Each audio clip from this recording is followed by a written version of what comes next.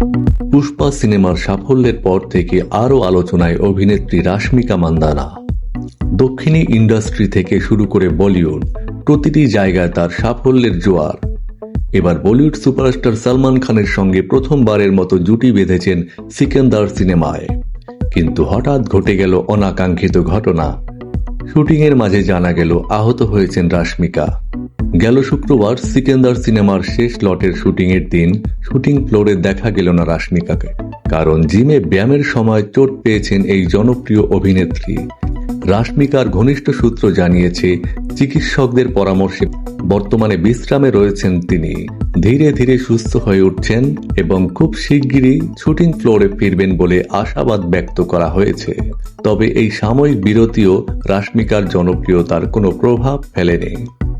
তার ভক্তরা অধীর আগ্রহে অপেক্ষা করছেন তাকে বড় পর্দায় দেখার জন্য। চালো সিনেমার মাধ্যমে তেলুগু ইন্ডাস্ট্রিতে যাত্রা শুরু করা রাশমিকা পুষ্পা দ্য রাইজ এর অসাধারণ সাফল্যের পর থেকে হয়ে উঠেছেন হার্ট থ্রব। আজ তিনি শুধু দক্ষিণী নয়, বলিউডেও সমানভাবে জনপ্রিয়। এমন প্রতিভাবান অভিনেত্রীর দ্রুত সুস্থতা কামনা করছি। অপেক্ষায় থাকুন, রাশমিকা ফিরবেন আরও দুর্দান্ত কিছু নিয়ে।